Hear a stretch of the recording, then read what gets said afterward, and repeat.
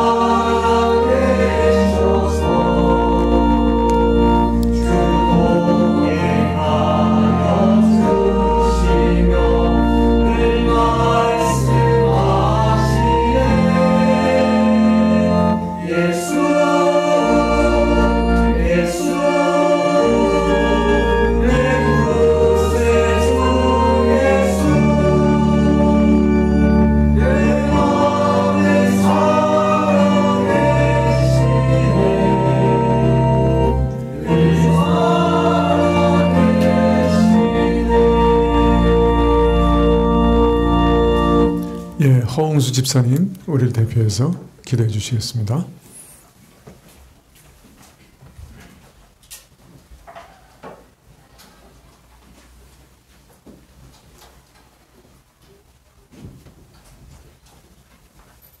드리겠습니다.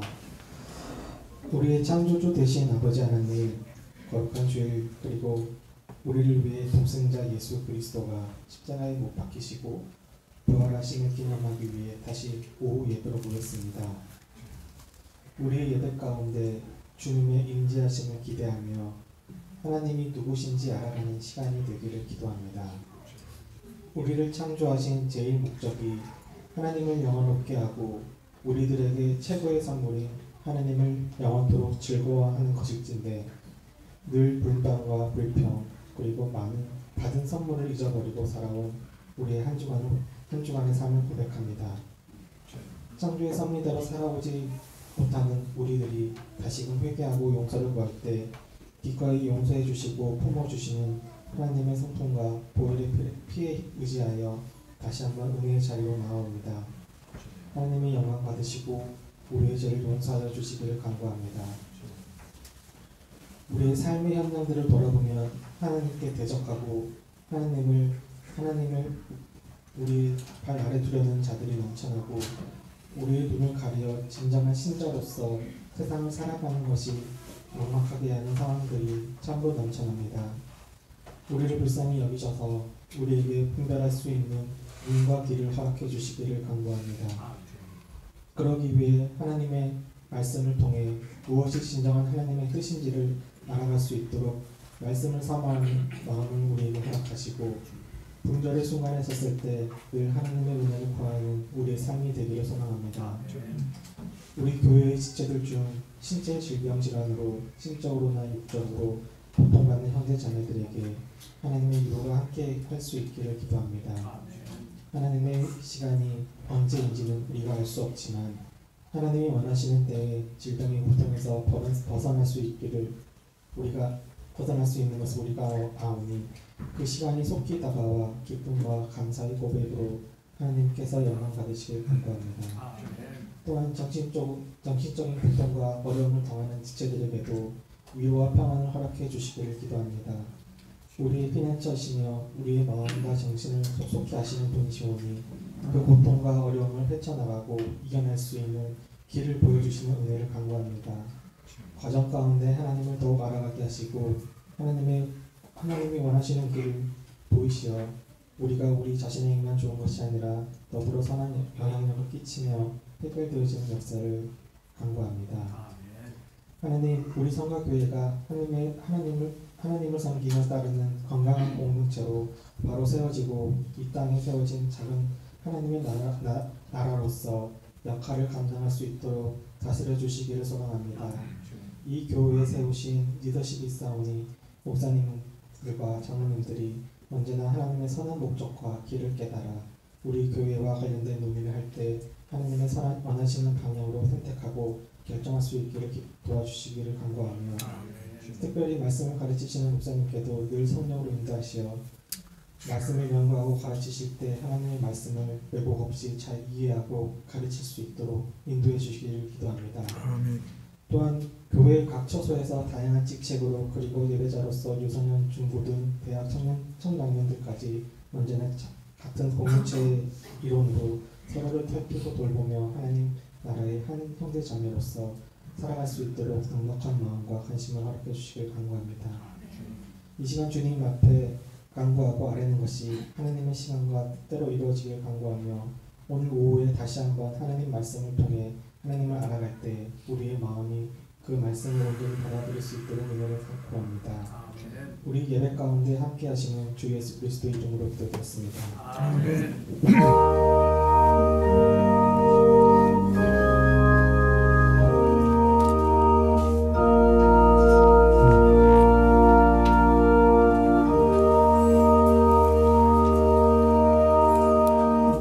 예, 말씀은 욥기 17장 10절부터 18장 21절까지인데요. 우리가 18장 15절부터 17절까지 15절부터 17절까지만 봉독하겠습니다. 욥기 18장 15절부터 17절. 구약 778쪽인데요. 18장 15절부터 교독하시죠. 그에게 속하지 않는 자가 그 장막에 거하리니 유황이 그 초소에 뿌려질 것이며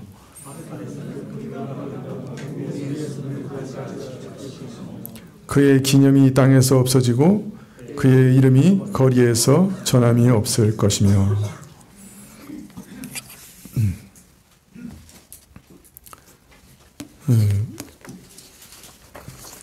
욥기가 신주 아시죠? 예, 3장부터 이게 욥기가 시거든요. 예, 그래서 이 욥기를 읽을 때 우리가 좀 시로 읽으시면 좋겠습니다. 그러면 그 맛이 이렇게 더 깊어지는데요. 근데 또 이 시기 때문에 여러분 잘 아시겠지만은 시는 해석하기가 어떻습니까? 산문보다 좀 어렵습니다. 그리고 문맥을 찾는 것도 상당히 어려울 때가 많습니다. 욥기를 읽을 때 이 시기 때문에 그 감정이 참 절절하게 느껴지기도 하고 또 이 말씀이 깊은 울림으로 우리에게 다가오는 것도 사실입니다만은 동시에 문맥을 연결해서 욥과 그 세 친구들이 하고자 하는 말의 의미를 파악하는 것은 상당히 어렵습니다. 거기다가 이 히브리어 단어 하나하나가 또 여러 가지 뜻을 가질 때가 있습니다. 앞뒤로 이렇게 해석할 수도 있고 좌우로 이렇게 해석할 수도 있고요. 하여튼 한 단어 안에 이게 여러 가지 뜻이 있을 때가 있어요. 거기다가 또 히브리어 원어는 이게 모음이 없다고 말씀드렸죠.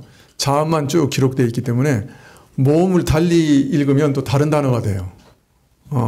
그런 경우도 있고요. 하여튼 여러 변수들 때문에 번역이 아주 다양하게 나옵니다. 그래서 한글로 되어 있는 번역들 중에도 공동 번역이나 또 표준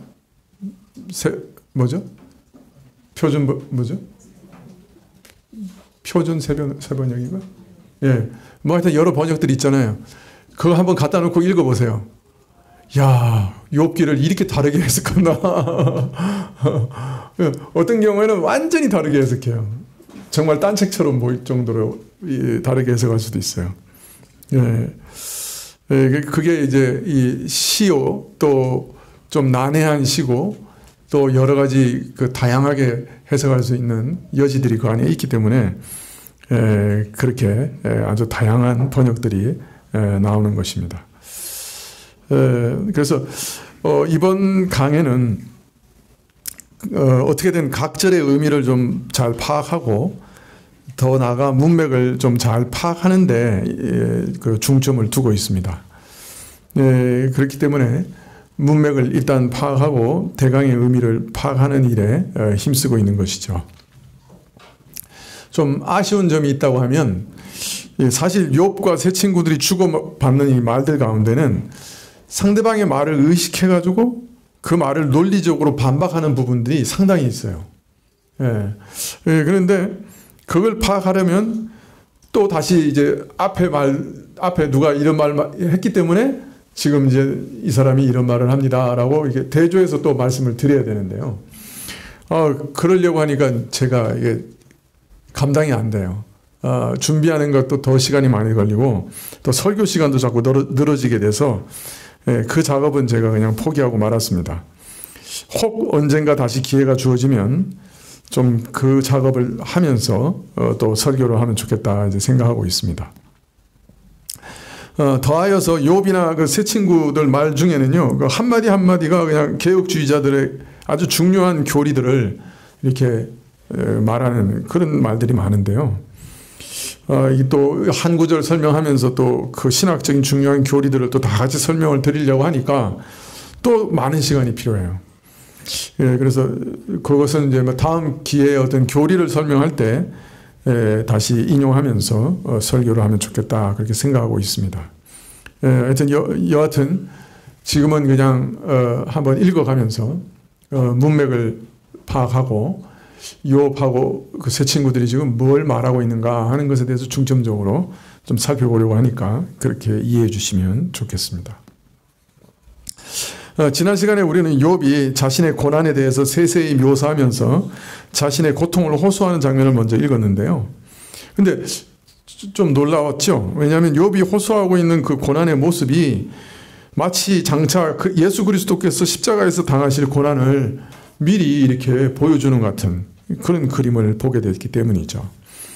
그래서 욥의 고난은 어떤 면에서는 진정한 의인이신 그리스도의 고난의 예표가 된다고 할 수 있을 겁니다. 더 놀라운 것은 욥은 자신의 고통을 이렇게 호소한 이후에 바로 하늘에 자신의 증인이 있고 변호사가 있다, 변호자가 있다 그렇게 또 그 믿음을 고백합니다. 더 놀라운 것은 그 변호사가 바로 하나님 자신이다 이렇게 고백하고 있는 거예요. 그래서 하나님께서 자신과 하나님 사이에 변호해 주시기를, 사람이 그 이웃 사이에 변호하는 것 같이 하나님이 자신과 하나님 사이를 변호해 주시기를 그렇게 기도하고 있습니다. 더 나아가서요, 하나님께서 보증물도 주시고 보증주도 되어달라고, 즉 보증의 증표와 보증자가 되어달라고 그렇게 호소하고 있습니다.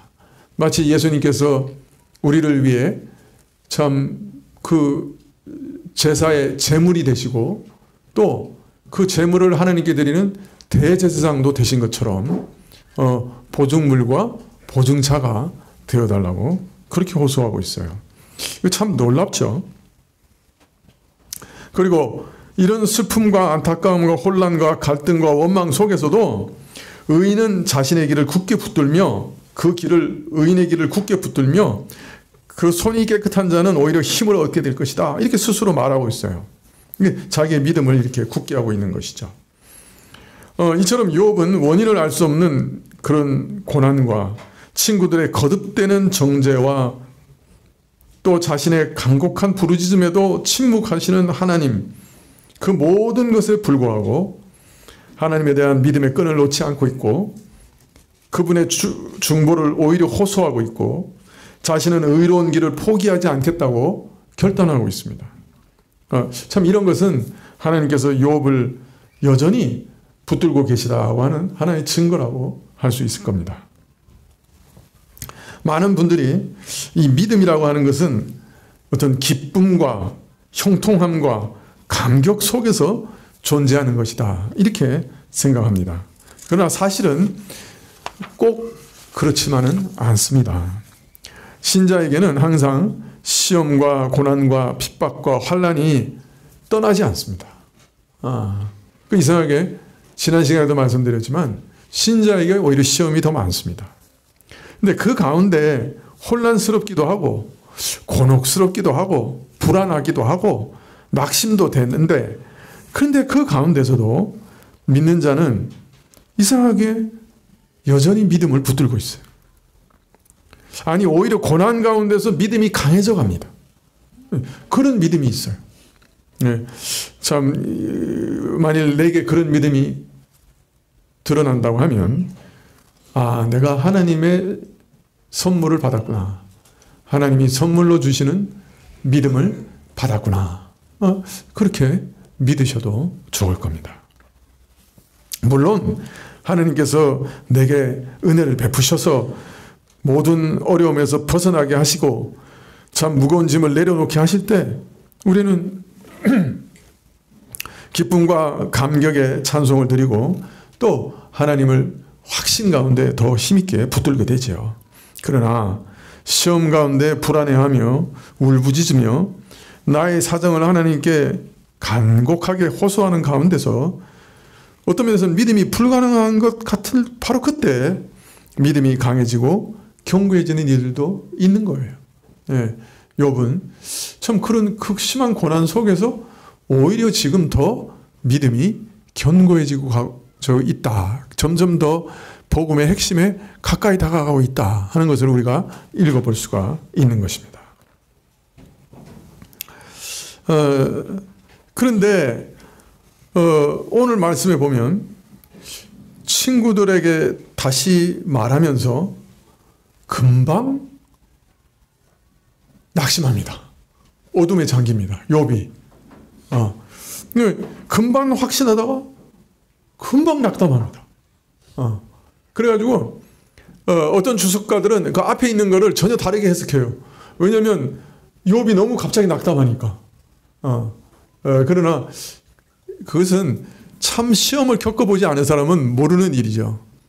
시험을 겪고 있는 사람은 이렇게 되는 거예요. 이런 모습은 시험을 겪는 우리 안에 자주 발견되는 거예요.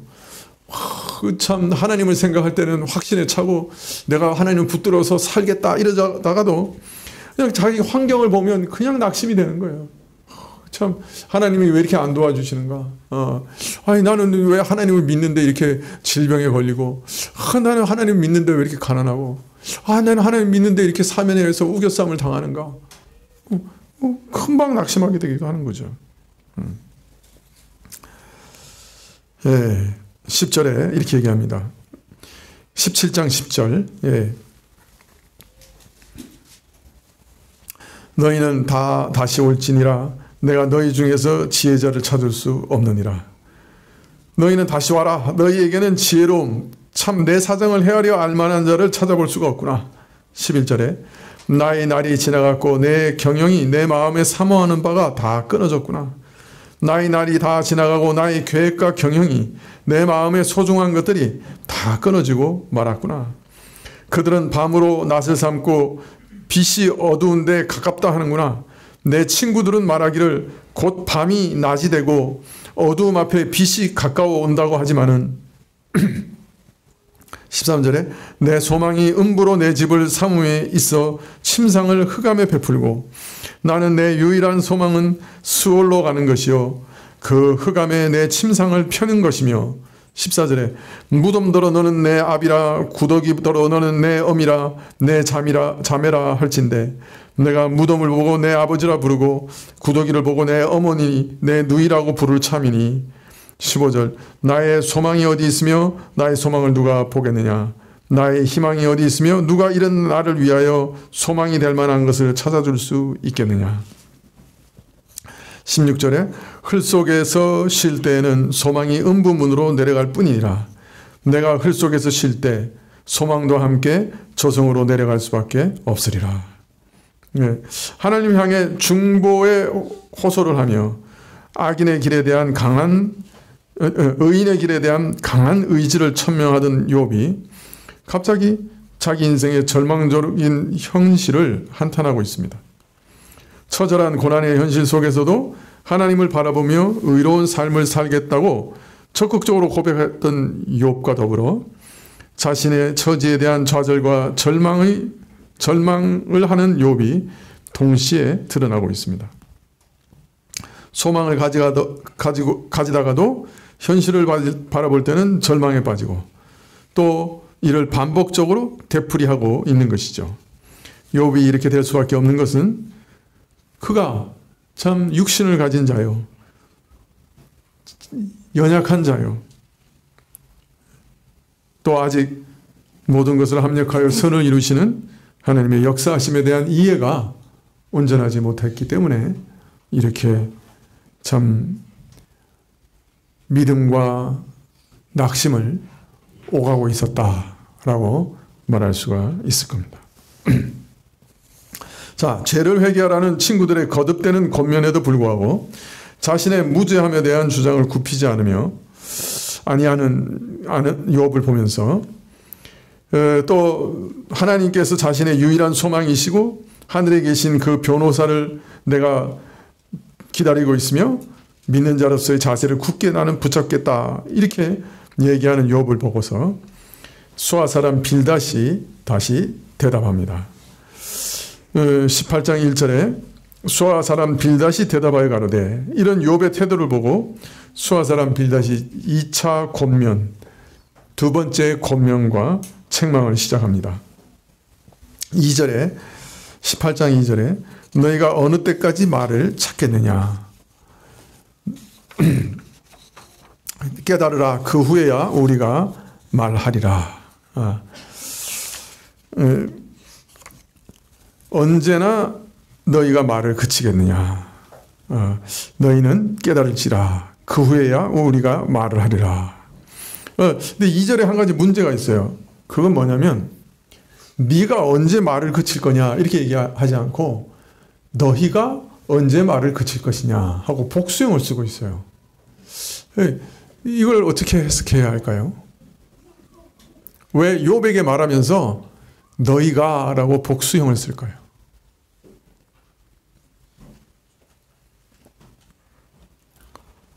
너희들은 언제 말을 그칠 것이냐.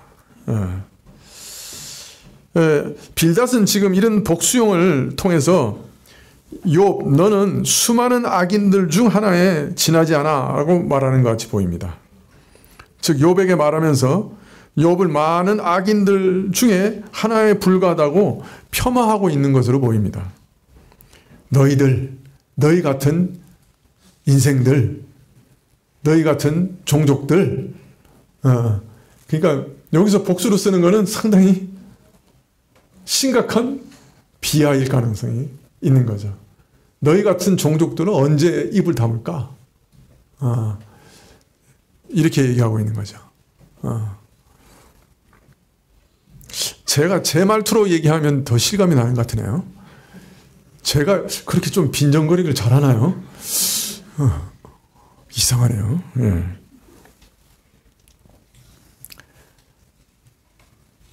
이제 그런 말 그치고 제정신 차리고 우리 말 좀 들어봐. 3절에 어찌하여 우리를 짐승으로 여기며 부정하게 보느냐. 어찌하여 우리가 짐승처럼 취급을 당해야 하며 내 눈에 우리가 이거 어떻게 부정한 자로 비춰져야 되는가. 욥이 친구들을 원망하며 저주하는 말을 의식하고 분한 마음으로 말하고 있는 것이죠. 빌닷의 책망은 계속됩니다. 4절에 너 분하여 스스로 찢는 자여 너를 위하여 땅이 버림을 당했느냐 바위가 그 자리에서 옮기겠느냐. 너 스스로 자기 자신을 찢는 자여 너 때문에 이 땅이 버림바 되어야겠으며 바위가 제 본래의 위치에서 옮겨져야겠느냐. 이게 무슨 말이에요? 야, 너 하나 위해서 온 땅을 포기하듯이 중대한 원리가 포기되어야 하느냐. 즉 악인 필벌의 원리가 부인되어야 하겠느냐. 바위같이 견고하고 흔들리지 않는 이 확고한 원리가 제자리에서 옮겨져야 되겠느냐. 변질되고 왜곡되어야 하느냐. 그런 뜻이죠. 악인 필벌의 원칙, 인과응보의 법칙은 온 땅과 같이 온 땅만큼이나 중대한 원칙이요 바위같이 견고하고 흔들리지 않는 원칙인데 창조의 질서인데 욥 너 하나를 위해서 이 원칙들을 포기하고 바꿔야 되겠느냐. 근데 여기서 스스로 찢는 자라는 말은 무슨 뜻일까요?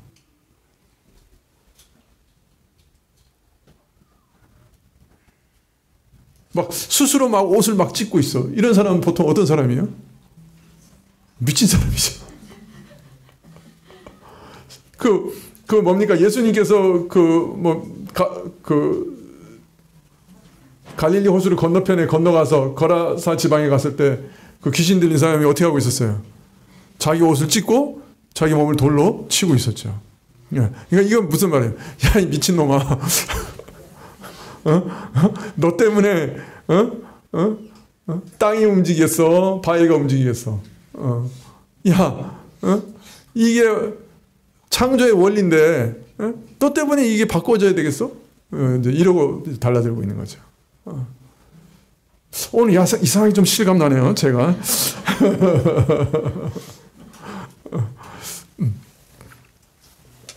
자, 이처럼 인과응보의 법칙은 흔들릴 수 없는 원칙임을 강조한 후에 빌닷은 이어 다시 한번 악인은 반드시 벌을 받는다는 원칙을 밝히면서 이번에는 악인의 최후를 아주 무시무시하게 묘사합니다. 5절에 악인의 빛은 꺼지고 그 불꽃은 빛나지 않을 것이요. 네, 악인의 그 생명의 빛은 꺼지기 마련이고 그 불꽃은 참 빛나지 않을 것이다. 6절에 그 장막 안에 빛은 어두워지고 그 위에 등불은 꺼질 것이다. 그 집의 빛은 어두워질 것이고 그 등잔은 꺼져버릴 것이다. 번성했던 삶도 그 빛을 이제 완전히 잃어버릴 것이다. 번성했던 생명의 생기도 또 번성했던 삶도 그 빛을 잃어버리고 말 것이다.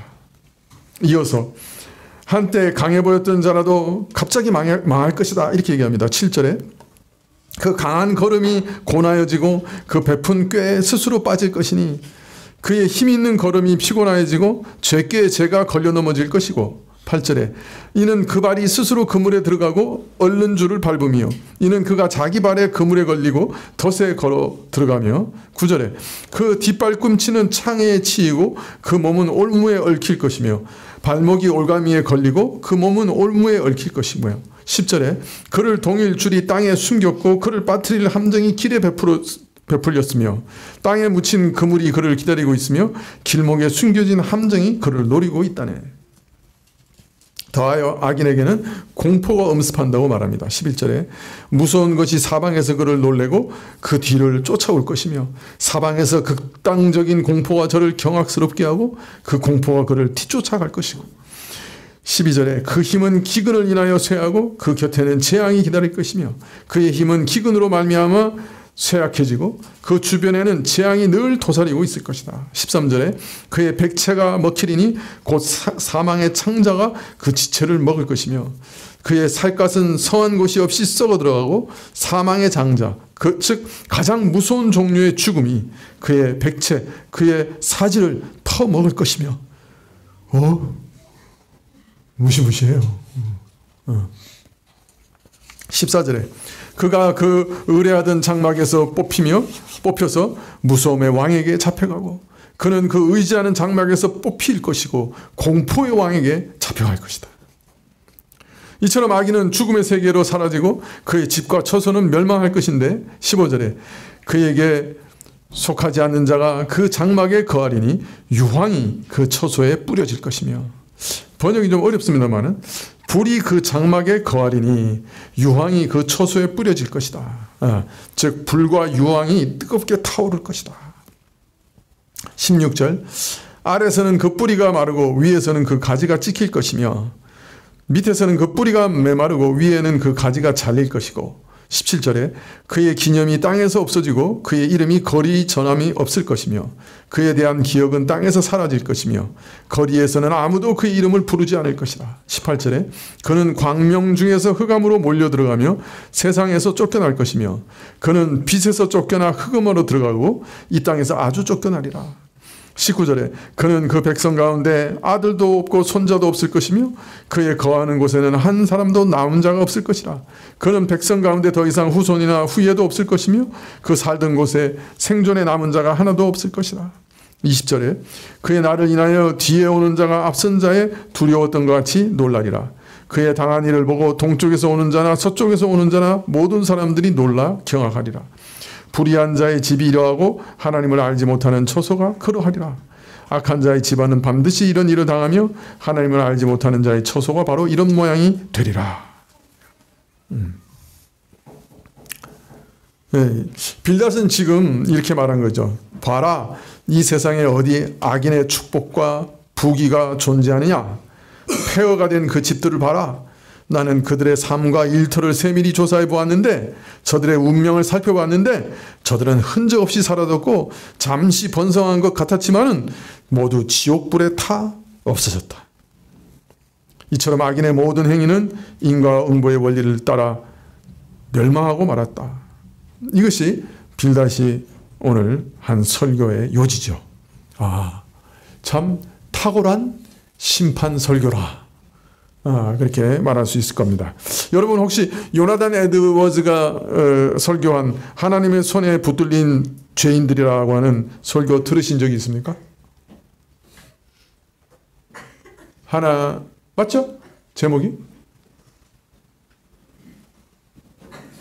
저는 그것이 제 기억력을 신뢰할 수 없어요. 네. 하나님의 손에 붙들린 죄인들. 네. 예, 이 요나단 에드워즈가 이 설교를 할 때 고개를 팍 쳐박는다. 죄송해요. 이렇게 받고 이게 참 원고를 이렇게 읽어갔대요. 그게 저하고 비슷한 거죠. 그러니까 뭐 별로 이렇게 탁월한 설교의 능력이 있었던 사람은 아닌 것 같아요. 그런데 그 듣고 있던 사람들이 얼마나 무서웠는지 이 교회 이 복도에 떼굴떼굴 굴러다녔대요. 무서워가지고 하나님의 진노가 막 임하는 것처럼 느껴졌던 것 같아요. 예. 오늘 저는 이 빌닷의 설교를 읽으면서 이 요나단 에드워즈의 그 설교가 생각이 났어요. 참 구조도 신학도 수사학도 설득력도 빼어난 설교자예요. 그러니까 참 설교학을 가지고 평가한다고 하면 아주 높은 평점을 줘야 할 그런 설교라 이렇게 생각이 듭니다. 그런데 한 부분이 빠졌죠. 예. 사람을 참으로 이해하는 사랑이 빠져 있는 거죠. 예. 설교자는 항상 사람을 정말 이해하는 사랑이 그 모든 설교 밑바닥에 있어야 된다고 생각합니다. 그게 가장 중요한 부분이라고 생각해요. 물론 빌닷도 지금 사랑 때문에 너무 안타까워서 이 무서운 설교를 욥에게 하면서 욥이 회개하고 돌이키기를 촉구하고 있는 것이죠. 네, 사실 우리가 죄 가운데 사는 사람은 이렇게 무서운 처지에 있는 거예요. 하나님의 심판의 수레바퀴가 천천히 돌아가서 그렇지 사실은 이렇게 무서운 처지에 있는 거예요. 그러니까 어떤 면에서는 이 빌닷도 좀 사랑으로서 죄인들에게 이렇게 설교하고 있는 것이라 할 수 있겠죠. 자, 그런데 이 사랑은 아직 너무 얄팍한 사랑이라고 할 수 있습니다. 자신의 지식에 갇혀 있는 사랑인 것이죠. 욥의 친구들은 하나님의 섭리를 아주 질서정연한 구조 가운데 둘러싸고 있죠. 하나님의 섭리를 파악하기 쉽고 다루기 쉬운 유리상자 안에 가두려고 해요. 그러나 욥은 하나님의 섭리는 인간 이해를 뛰어넘는 불가해한 것이라고 보고 있습니다. 이 불가해한 하나님의 섭리 가운데 어찌하든지 하나님을 만나려고 하고 하나님의 대답을 들으려고 욥은 지금 씨름하고 있지요. 친구들은 이런 욥을 이해하지 못하고 있습니다. 욥은 하나님과의 인격적인 관계 가운데 해답을 얻으려고 노력합니다. 인격적 관계 가운데 믿음을 회복하려고 노력하고 있습니다. 그런데 제 친구들은 이러한 욥의 필요는 전혀 이해하지 못하고 있습니다. 오히려 욥을 신학 가운데 가두려고 하고 있죠. 욥에 대한 이해와 사랑은 결여되어 있는 형편이죠. 그렇기 때문에 이들의 권면은 욥을 살려주는 게 아니고 욥을 해치는 것이 되고 욥의 믿음을 견고하게 하는 것이 아니고 욥의 믿음을 무너뜨리는 것이 되는 거죠. 그래서 저들의 뛰어난 신학과 언변과 설교가 쓸모없는 것이 되고 많은 것이죠. 심지어는 무서운 흉기가 되는 것이죠. 사실 믿음은 하나님께서 개개인에게 찾아오심으로 주어지는 것입니다. 인격적 관계를 믿음이라고 말하는 것이죠. 기독교의 믿음은 어떤 사실을 있는 그대로 인정하고 받아들이고 믿는 것을 의미하는 것 이상입니다. 기독교의 믿음은 거기 더하여 인격적 신뢰를 바탕으로 하고 있기 때문입니다. 자기 영혼을 하나님, 예수님께 맡기는 것을 항상 거기에 내포하고 있는 것이죠. 그래서 예수님께 나온 모든 사람들을 보세요. 예수님께 부탁하고 맡기고 의지합니다. 성경은 그걸 믿음이라고 해요. 그래서 문둥병자들은 뭐라 그럽니까? 나를 깨끗하게 해 주십시오. 그죠? 저희 그 문둥병 자체가 부정한 거잖아요. 그 부탁합니다. 마지막에 그 강도는 예수님과 함께 십자가에 함께 매달린 강도는 뭐라고 얘기합니까? 나를 좀 기억해 주십시오. 부탁하고 있습니다. 인격적인 신뢰를 가지고 맡기는 거예요. 하나님, 내 영혼을 맡깁니다. 이게 믿음이에요. 그래서 기독교의 믿음은 단순히 어떤 지식을 믿고 받아들인다 하는 것을 뛰어넘는 거예요. 자, 그렇기 때문에 하나님께서 우리를 자신에게 불러주시지 않으면 우리는 믿음을 얻을 수가 없어요. 어떤 방법으로도 믿음을 줄 수 없어요. 그래서 기독교는요, 믿음을 강요하지 않아요. 권하지만 강요하진 않아요. 우리가 주고 싶어도 줄 수 있는 게 아니에요. 사실 복음은 강요하는 순간에 힘을 잃어버려요. 누가 강요한다고 해서 계속 교회에 나올 수 있습니까?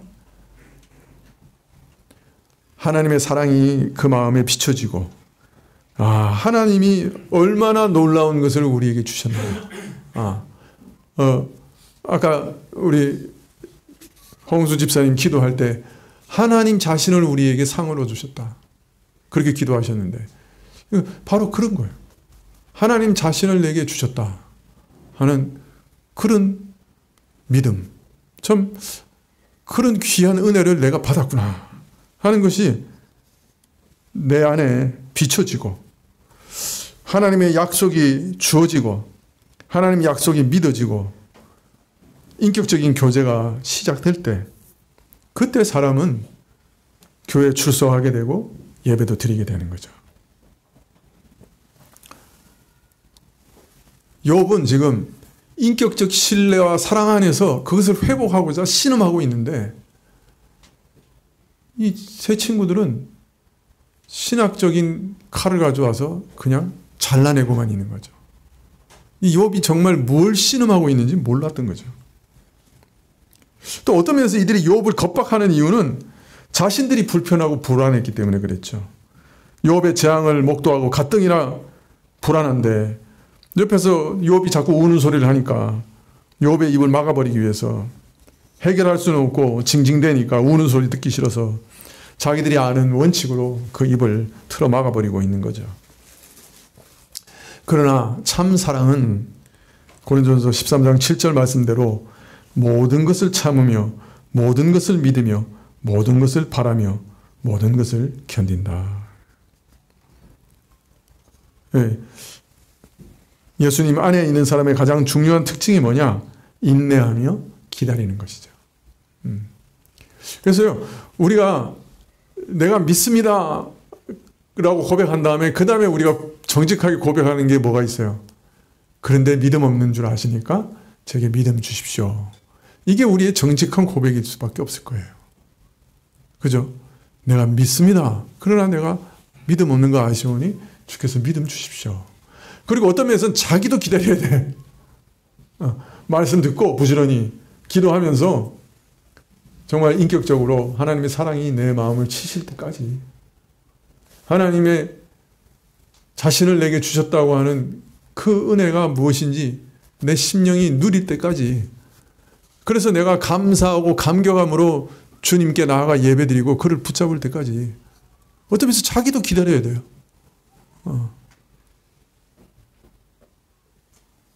또 교회 안에 있는 다른 동료들도 다른 형제자매들도 기다릴 수 있어야 돼요. 여러분, 하나님께서 각 사람들에게 은혜 베푸시는 과정은 정말 다양합니다. 저는 한 번도 똑같은 방식으로 사람을 부르시는 걸 본 적이 없어요. 우리 삶이 너무나 다양한 것처럼 각 사람을 부르시는 것도 너무 달라요. 그래서 일단 낭망하지 말아야 돼요. 끈질기게 기도할 줄 알아야 돼요. 우리 자녀들을 위해서는 우리가 숨을 거둘 때까지라도 기도해야 돼요. 그죠? 낭망할 필요 없어요. 하나님이 어떻게 부르시는지 몰라요. 자, 그리고 오래 참아야 돼요. 참 하나님이 각 사람을 다스리시는 섭리의 손길은 너무나 다르기 때문에요. 우리 인간이 꿈에도 생각하지 못했던 다양한 방법들을 동원하세요. 그 가운데 각 사람들이 하나님을 인격적으로 만나게 하시고요. 또 믿음을 성숙하게 해나가세요. 하나님께 부르짖기도 하고 원망도 하고 하나님을 사랑하기도 하고 토라지기도 하고 배신하기도 하고 이런 과정을 통해서 하나님은 한 사람을 부르시고 성숙시켜 나가세요. 자, 그런데 그 과정을 옆에서 보는 다른 동료들도 어떻습니까? 하나님과 똑같은 고난과 고통을 당해요. 이해할 수 없는 하나님의 섭리 가운데, 이해할 수 없는 형제자매의 반응 가운데 답답해하고 힘들어해요, 우리가. 이때 또 사랑은 오래 참는 것입니다. 저들 옆에서 함께 있어주는 겁니다. 모든 것을 바라고, 모든 것을 견디고, 모든 것을 함께 기도하면서 함께 있어주는 겁니다. 이게 교회예요. 믿으십니까? 네. 우리가 성찬회하며 함께 참여한다는 말은 우리가 한 몸 안에 있다고 하는 걸 고백하는 겁니다. 자, 그런데 이 세상의 교회는, 완전한 교회는 단 하나도 없습니다. 다 흠결이 있고요. 초대교회 같이 은혜가 막 쏟아지는 교회 안에도, 빌립보 교회 같은 최고의 교회도 그 안에서 가장 유력한 두 여성분들이 다퉜어요. 그래서 교회가 두 쪽 날 지경이었어요. 빌립보 교회가 제가 보기에는 신약 교회들 중에 제일 건전했거든요. 건전한 교회 중에 하나거든요. 그런데 그 안에 그런 교회 문제가 있었어요. 여전히.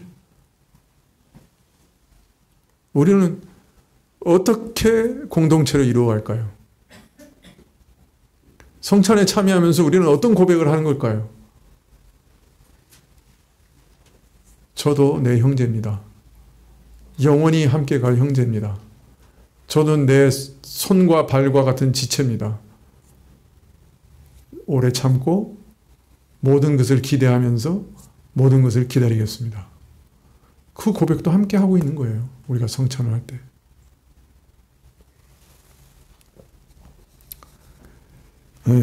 신학은 참으로 중요합니다. 아무리 강조해도 또 강조할 수 없을 만큼 신학은 중요합니다. 인과응보의 교리는 성경의 한 축입니다. 하나님께 순종하면 나가도 복을 받고 들어가도 복을 받고, 하나님을 배반하면 나가도 저주를 받고 들어와도 저주를 받는다고 하는 것이 큰 뼈대입니다. 그런데 욥기는 이 뼈대 가운데 하나님의 신비한 섭리의 살을 붙이고 있습니다. 사랑을 붙이고 있고 인내를 붙이고 있습니다. 그래서 욥기는 중요합니다. 하나님의 마지막 모든 인과응보의 법이 완료될 때까지 이 땅은 수많은 신비가 가득한 곳입니다. 아직은 그 법칙이 완전하게 이루어지지 않고 있습니다. 오히려 용서와 회복의 인내, 기다림, 그리고 믿음의 씨름과 찾음과 부르짖음, 고통과 고민과 의심, 원망과 다툼, 그리고 신음, 이런 것들이 함께 갈 수 있음을 욥기는 우리에게 알려주고 있는 것이죠. 기독교는 정밀하고 온전한 신학과 함께 피와 눈물과 사랑과 인격적 교제와 오래 참는 것이 함께 가야 하는 길입니다. 욥은 우리에게 그것을 알리고 있죠. 기도하시겠습니다.